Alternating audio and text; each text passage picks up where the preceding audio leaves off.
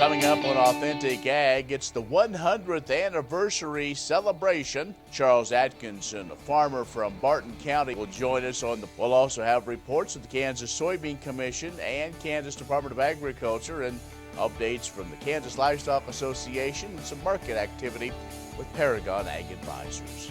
I'm Ken Rahjes. You're watching Authentic Ag. Brought to you in part by the Kansas Soybean Commission. The Soybean Checkoff, progress powered by Kansas farmers. Kansas Farm Bureau, a grassroots ag organization representing the state's farm and ranch families since 1919, kfb.org. And the Kansas Wheat Commission, lending in the adoption of profitable innovations from wheat. Online at kswheat.com. Welcome to the Western Kansas Wildlife Travel Center, right here in my hometown of Oakley, Kansas. We're the front door of Western Kansas, located on 3 main highways, I-70, US 83, and US 40. And all those roads lead to history, beautiful scenery, and adventure, no matter which direction you go. We now have an IHOP. That brand that you've trusted up and down the road in all your travels is staffed with local folks, real people, just like you and me, and we're waiting on you to join us. So for fun, adventure, fuel up, fuel your body, and let's have some fun.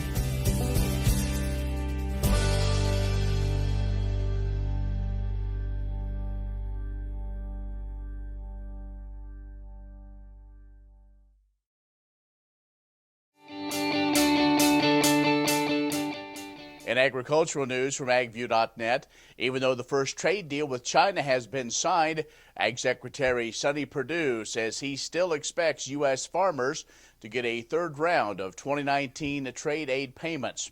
USDA hasn't officially announced if and when the farmers would get those payments, but Perdue said the move is still waiting for approval from the White House Office of Management and Budget.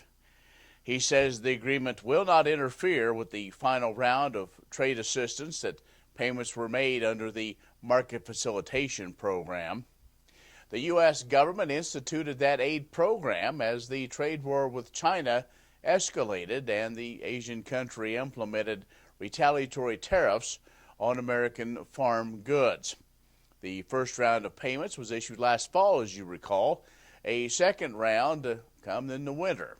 And Perdue did say that farmers should not expect new assistance this year beyond the $28 billion that was previously appropriated. The administration wants to begin phase 2 of those trade talks with China as soon as possible. And President Trump has even said he's willing to travel to China if that would help get them going. Well, farm lending activity dropped for a second consecutive quarter at commercial banks at the end of last year. A reduction in non-real estate farm lending, particularly those for operating loans, the primary contributor to a reduced volume of loans at banks with portfolios that do concentrate heavily on agriculture.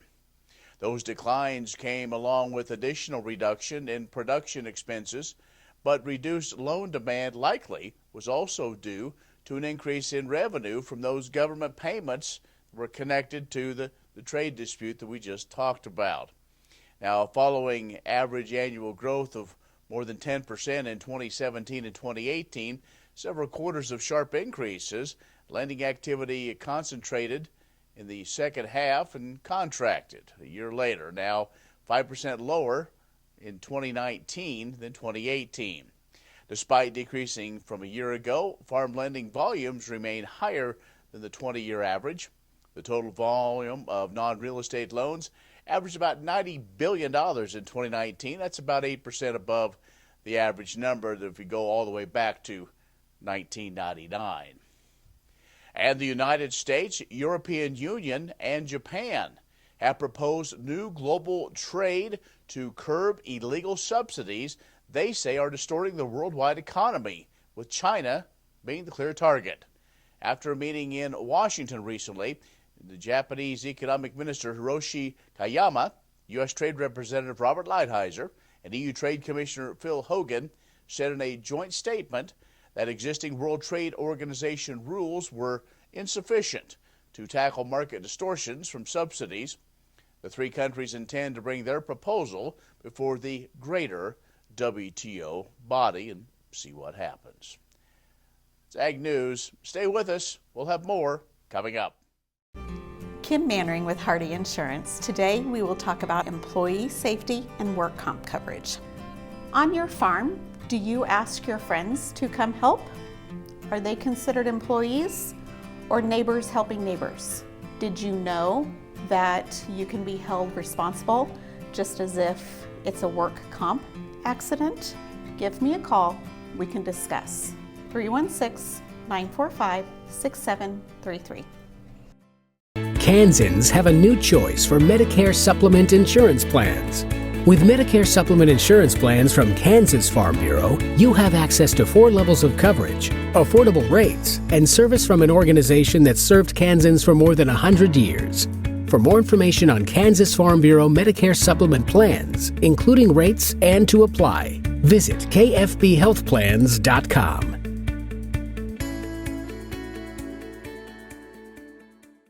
I'm Bob Swartz, and I've devoted the last 43 years to helping Kansans reach their retirement goals and to protect the family farm. At Bob Swartz Financial, we believe everyone should be able to live the retirement they've always dreamed of. Our team of professionals can help you create an efficient strategy using a variety of investment vehicles to help you address your financial needs and your concerns. Bob Swartz Financial values commitment and transparency.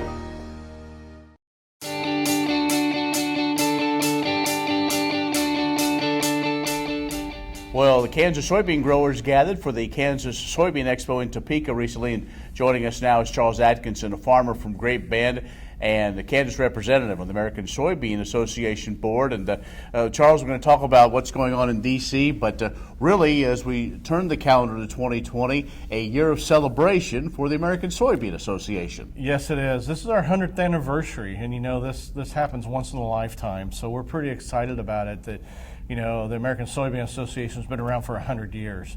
And we want to make sure we take 2020 and time to celebrate of all of those who have come before us that had the vision to develop a advocacy group that now is 100 years old. And to be part of that is just really exciting. Do we ever get an opportunity to kind of think back of how soybeans have literally evolved to where they are today? Well, it's amazing when you take a look at the history of soybeans that back many years ago they were used as a ballast to bring the ships back from Asia. And we dumped them in the ocean and the fish ate them and that was it. And then all of a sudden we realized that, hey, we have a product here that we can actually use. And it isn't interesting that as time has evolved, it became a ballast that the Chinese were sending us that now we send the soybeans back to them. It is very, very interesting. Now, there's going to be a lot of celebrations throughout the year. Already been kind of a kickoff to the 100th year of the American Soybean Association. So, again, if folks are going to Commodity Classic, really a big celebration there as well. Big celebration. You know, the Commodity Classic is kind of like our Daytona 500, basically. I mean, it's the big celebration for the year.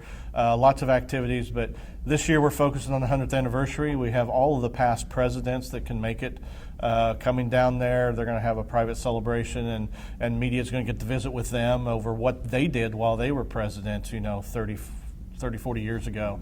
And then we're going to have all of our awards at that time and have a really great kickoff as another kickoff or event celebrating 100 years. Some antique, some equipment that has been there and, you know, some historical artifacts. But the one thing that's nice about a 100th anniversary is, you know, looking forward also. And it is, and that's, you know, I guess I'm one that always believes in order to know where you're going, you got to know where you came from. But exactly. The technology and the innovations taking place right now, you just look at your crystal ball 100 years from now and they'll go, you know, look at the humble beginnings of where we are maybe even 100 years from now. Oh, definitely. And, you know, we think about all the technology we have now, what we're doing, but, you know, what's going to happen. And, you know, we're going to celebrate in Washington, D.C., with all the legislators that's been helping us over the years with farm bills and legislation, things we've worked with, but we got lots of things planned. And you're actually chairing this whole big thing, aren't you? We're chairing the whole thing. It's kind of exciting. What's exciting to me is when we go to Camdenton, Indiana, where ASA began, we're going back to Soyland, where the Fouts brothers started ASA. We're going to do a historical marker, look at some legacy soybean plots, work with Purdue University on a symposium to look in the future. Exciting year. Charles Atkinson, farmer from Great Bend and on the American Soybean Association board. Let's take a break. Be back with more in just a moment. Next time you see a beautiful field of corn, reach out and thank the farmers who work tirelessly to raise corn for livestock feed, renewable fuels, and exports to feed a growing world population. The farmers on the Kansas Corn Commission work for Kansas corn with grower-funded checkoff dollars that support foreign and domestic market development, research, promotion, and education to expand opportunities for Kansas farmers. To learn more, visit kscorn.com. Valley Vet Supply is devoted to providing information and professional quality products at reasonable prices. ValleyVet.com, ValleyVet.com, Valley Vet Supply.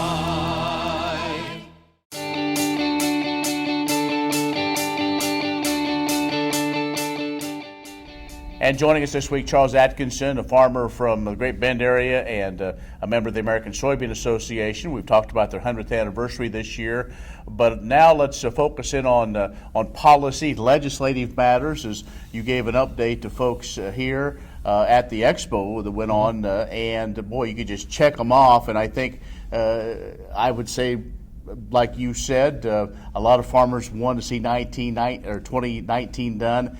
2020 is going to be a good year. 2020 is going to be a good year. And if it's not, we're going to will it to be a good year, because it's an exciting time.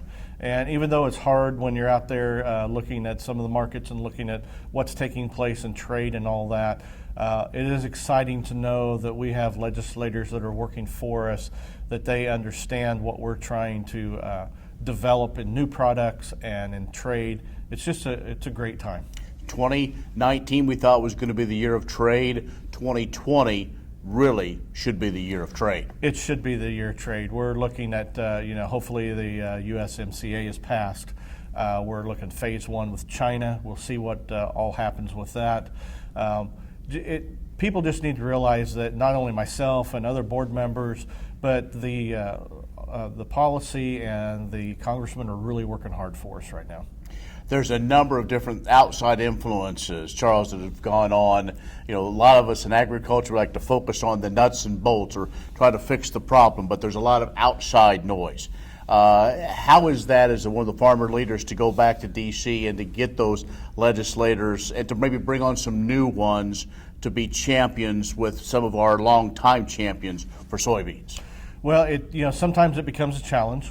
But we've been able to work very good with our Congress up there and get them to understand, even if they have no agriculture background, it's exciting to know that they listen to us and that we have a great staff and we have people that they're not just blowing us off. They understand the importance of agriculture in not only Kansas but the United States, and they are willing to listen when we go up there so that we can visit with them. U.S. Waters of the U.S. is one that continues to work its way through something soybean folks have been involved in since the beginning. Since the beginning, and we were glad that EPA had the ruling on it last year, and now we're working with the small refinery exemptions on the biodiesel that we have to take a look at. But every time we get thrown a challenge, we come back with a victory. Quickly, the biodiesel tax credit, something that was in the works for a number of years, finally got pushed to the finish line at the end of last year. It really is. We talk about renewable fuels, but that is one that we grow, that we use, and it also adds around 75 cents a bushel to beans. So very important for us right now. Charles, we appreciate your service to the industry, and thanks, and good luck celebrating the 100th year of the American Soybean Association. It's going to be a good year. It's going to be a great 2020. Charles Atkinson, farmer from Great Bend, has joined us. Stay with us. We'll have more coming up.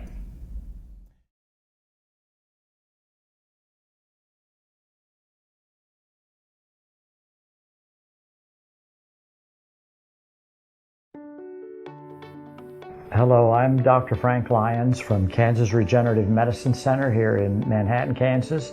Darrell was one of our patients that we did about 7 months ago. I dug trees by hand for years and years and years. In the process, I wore out my rotator cuff. But when I learned about this process, I thought if there was a way to get rid of this pain, then I want to do it. So we did it, and it worked. I'm not going to go out and dig trees with a shovel anymore, but I can do the things that I want to do now.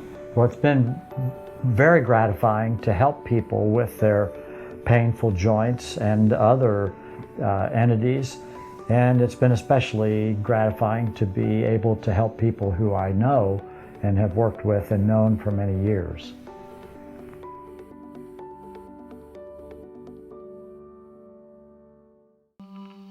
What if U.S. soybean meal were more than a commodity? If seed companies and the soybean checkoff built a better variety? That future is here. The time is now.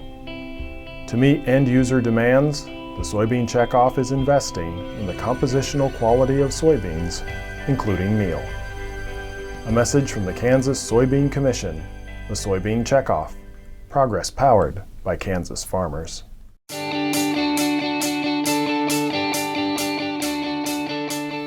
More than 200 soybean enthusiasts gathered January 8th in Topeka for Kansas Soybean Expo 2020.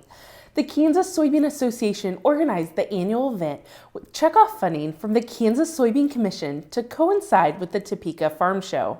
The opening session featured checkoff partnered updates from the United States of America Poultry and Egg Export Council and the Animal Ag Alliance. The keynote speaker, comedian Leslie Norris Townsend, entertained the audience with a classic fish out of water tale. The featured speaker at lunch was Secretary of Agriculture Mike Beam. The day's awards and recognitions included the Meritorious Service Award, which went to Dallas Peterson, who recently retired after 30 years as a weed scientist with K-State Agronomy, and to Jim Zwanitzer from Horton, who represented the Kansas soybean industry nationally and internationally for more than 40 years. Chris Fisher received the Friend of Soy Award for his work with the Commission's media specialist, Charlene Patton. The Kansas Soybean Yield and Value Contest winners were also announced. The KSA annual meeting saw the approval of 2020 policy resolutions and the Board of Directors elections. Attendees heard K-State Extension updates about sudden death syndrome, cover crops, and farm finances, as well as a special update from David Shim, the State Executive Director for the Farm Service Agency. For more information and photos, please visit kansassoybeans.org. Kim Mannering with Hardy Insurance. Today we will talk about umbrella coverage. Did you know that if you're held liable in any type of accident, the judgment can claim your assets? Please give me a call so we can discuss. 316-945-6733. Sure Crop Fertilizers was started by my father, Don Sherman, and my mother, Shirley Sherman. Family business that started in the 80s. We predominantly focus on plant nutrients and what we can do to give growers better responses with the fertilizer dollars that they do, and what we can do to make those things work better for the grower.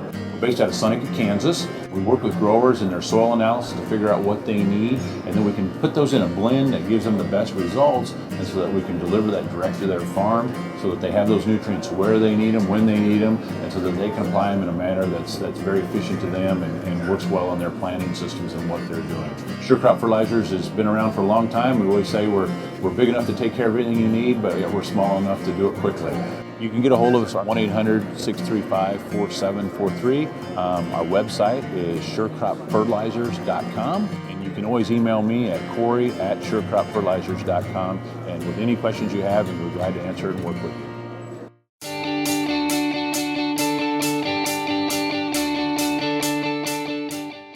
Kansas farmers markets not only provide a fresh food source, but they also stimulate the local economy and provide a wonderful opportunity for farmers and ranchers to make meaningful connections with consumers in local communities. At the Kansas Department of Agriculture, part of our mission is to provide support and assistance to help make Kansas businesses more successful. With that mission in mind, we are partnering with K-State Research and Extension to host 6 regional farmers market workshops this February. If you are a farmers market vendor or manager, we encourage you to attend one of these regional workshops. The workshops will focus on topics to help vendors understand more about the legal, safety, and financial parameters when selling at a farmer's market. Topics will vary from location to location, but will include subjects like marketing tips for farmers markets, the Double Up Food Bucks program, Kansas Senior Farmers Market Nutrition Program certified farmer training, a produce growers panel, food safety regulations on selling meat, eggs, and poultry, and more. KDA's Weights and Measures program will also offer free scale certification at the workshops for attendees. The cost is $20 per participant, which includes lunch. Workshops will be held February 1st in Iola, February 8th in Wichita, February 21st in Olathe, February 22nd in Hiawatha, February 28th in Beloit, and February 29th in Leota. More information, including specific location and workshop topics for each town, as well as registration, can be found at fromthelandofkansas.com/FMworkshop or at your local extension office. Grain sorghum is one of the most important cereal crops worldwide, and Kansas leads the nation in its production. Over the years, sorghum has been either exported, used in animal feed domestically, or for other industrial uses. Recently, its use in the ethanol market has seen tremendous growth, with 30% of domestic sorghum typically going to ethanol production. Kansas Grain Sorghum is committed to sorghum research, market development, and education. Learn more at ksgrainsorghum.org.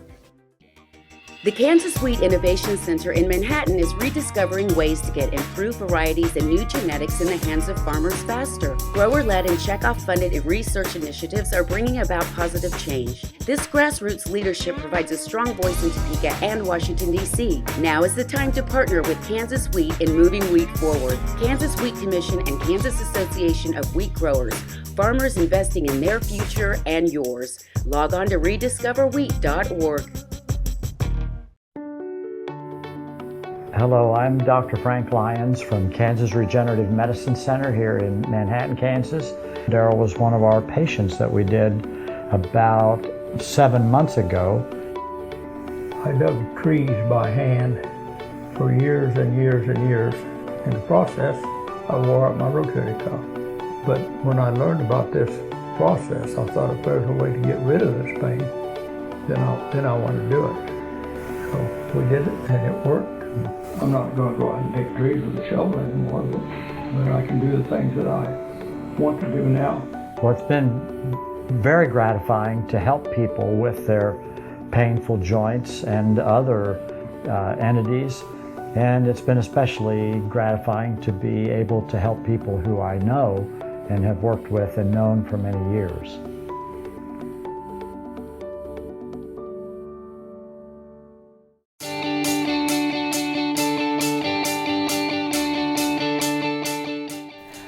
Advanced beef cattle care and health training sessions will be hosted by the Kansas Beef Council during February, March, and April. These checkoff funded sessions will provide beef producers with up-to-date standards and technologies to improve animal welfare and food safety. The trainings will be led by Kansas State University veterinarians Dan Thompson and AJ Tarpoff. Dates and locations are February 6th at Holton Livestock Exchange, March 19th at Central Livestock of South Hutchinson, March 24th at Fort Scott Livestock Market, and April 9th at Mankato Livestock. All the meetings will take place at 6 p.m. Producers and veterinarians will receive beef quality assurance training and information relevant to the cow-calf, stocker, and feedlot segments. The information will include animal husbandry best management practices, downed animal care, and humane euthanasia training. In addition, low-stress cattle handling techniques will be reviewed. All producers and veterinarians who attend will earn BQA certification valid for 3 years. Each workshop is free of charge and includes a complimentary meal. Pre-registration 1 week or more prior to the event is requested by contacting the Kansas Beef Council in Topeka. BQA guidelines and certification are designed to show consumers they can trust and have confidence in the entire beef industry. Valley Vet Supply is devoted to providing information and professional quality products at reasonable prices. Valley Vet Supply.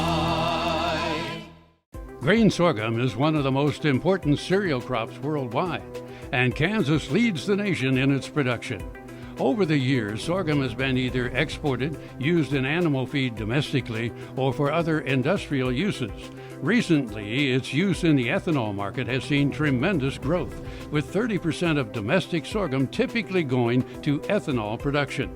Kansas Grain Sorghum is committed to sorghum research, market development, and education. Learn more at ksgrainsorghum.org.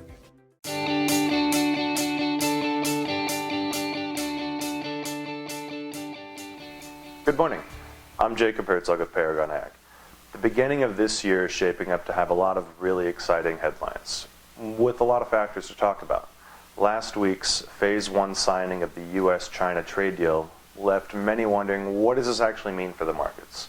Our domestic news wires seem to be mostly positive about the news, whilst I kind of get the feeling the Chinese news is somewhat more guarded.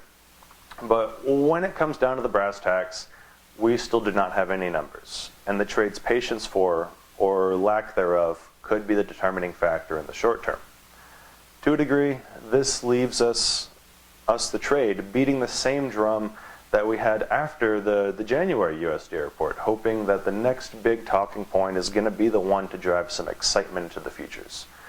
Now, we can talk all day about potential market direction and our hopes for this report or that deal, but this should not be the primary determinant in our marketing. There are opportunities out there, such as in basis. Let's also bear in mind that the more we click down the calendar, the less time frame for opportunity we have for old crop as well. When it comes down to marketing physical grain, let's take advantage of what we see now and not be forced to pin our fallback plans on hopes of future speculation. There are ways to remain long the market and take advantage of opportunities that we see in between the big potential headlines throughout the year. Curious? Give us a call here at Paragon Ag Advisors, 888-452-8751. I'm Jacob Herzog. Be safe and have a great week. This week, connect with us. If you have questions, suggestions, or comments, just email me, Ken Rahjes @gmail.com. Thanks for watching. We look forward to seeing you next time on Authentic Ag. Sure Crop Fertilizers was started by my father, Don Sherman, and my mother, Shirley Sherman. Family business that started in the 80s. We predominantly focus on plant nutrients and what we can do to give growers better responses with the fertilizer dollars that they do, and what we can do to make those things work better for that grower. We're based out of Seneca, Kansas. We work with growers in their soil analysis to figure out what they need, and then we can put those in a blend that gives them the best results, and so that we can deliver that direct to their farm so that they have those nutrients where they need them, when they need them, and so that they can apply them in a manner that's very efficient to them and works well on their planting systems and what they're doing. Sure Crop Fertilizers has been around for a long time. We always say we're big enough to take care of everything you need, but yet we're small enough to do it quickly. You can get a hold of us at 1-800-635-4743. Our website is surecropfertilizers.com, and you can always email me at Corey@surecropfertilizers.com, and with any questions you have, we're glad to answer and work with you.